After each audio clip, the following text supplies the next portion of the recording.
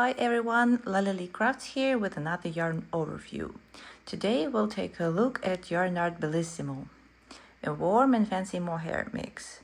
It's 67% acrylic and 16% polyester for easy care, strength and shape retention, 13% mohair for warmth and that luxurious feel, and 4% polyamide, also known as nylon, for durability.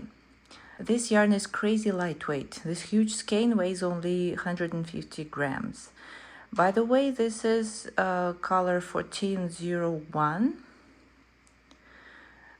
which fades from a deep dark emerald through charcoal to light gray and white. For a medium-sized sweater, you will only need 450 grams, which is 3 skeins, and that's absolutely amazing.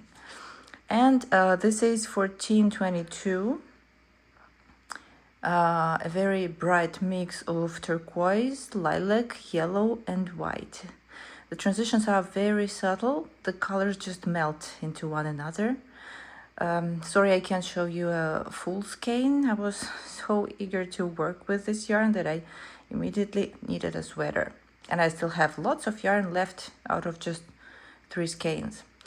As you can see, this strand is a synthetic core with loose mohair fibers woven in.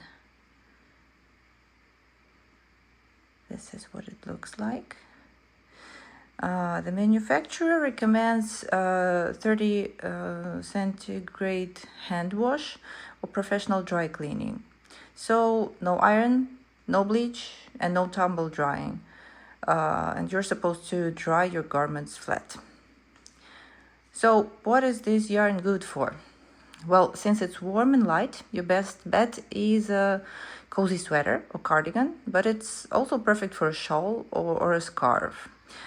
I've made a bunch of swatches using color 1422. Let me show you. This one I knitted with 5mm needles, which is the recommended size, and works perfectly. I started with a bit of a 1x1 ribbing to prevent it from curling up. Then this stockinette section is a total winner for this yarn. It really helps show off all the color transitions. Like you can see, transitioning from yellow to white here. Then I tried this mesh pattern. It's not perfect here, but it's still usable. You might want to use it for a mesh insert on the back of a sweater, for example, or maybe for neat mesh sleeves. I did a couple of rows of stockinette here to separate the patterns, and ta-da! This last one is a nice intricate pattern using left and right leaning decreases and also yarn overs. I found this pattern difficult, but definitely worth it. So I decided to use it for the sweater. I'm actually going to make a detailed tutorial on this pattern because it's really tricky to handle when increasing or decreasing the fabric. So subscribe so you don't miss that. The sweater turned out very warm and light. I barely used 2 skeins. And my cat actually really liked the yarn too.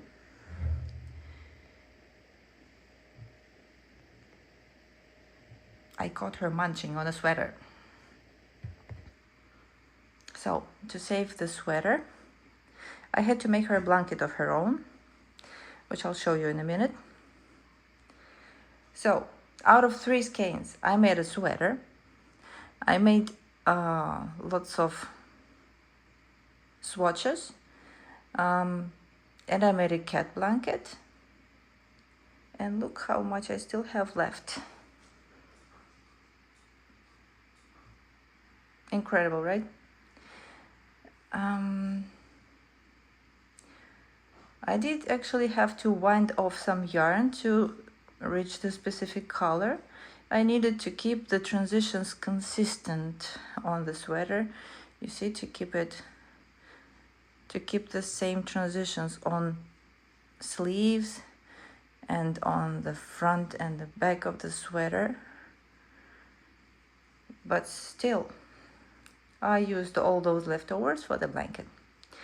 That said, I had a couple of surprises going through the skeins. There was one knot and 2 breaks in the yarn. I wasn't too worried about it though, as the sweater has seams, which is the best place to hide your joints. Now let me show you some crochet swatches.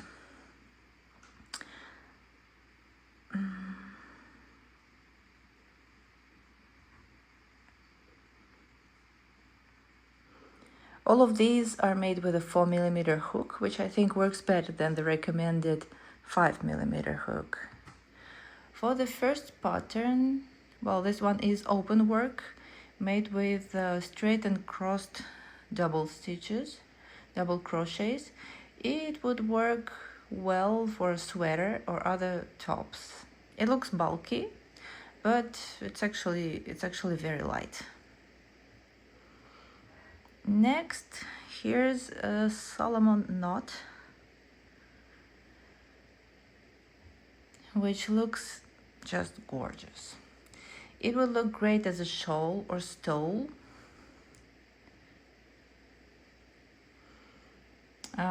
You can wear it over a ball gown. It's not really for warmth, it's more impressive and like strictly decorative. There are tutorials all over YouTube for this, so you can easily make it.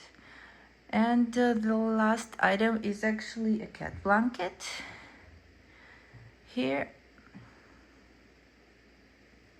I alternated the colors, like the more light and more dark ones. And this way I just used up all the leftover lengths. This pattern just looks fun, and it would work well for a bigger blanket or a scarf too. So let me show you how it looks.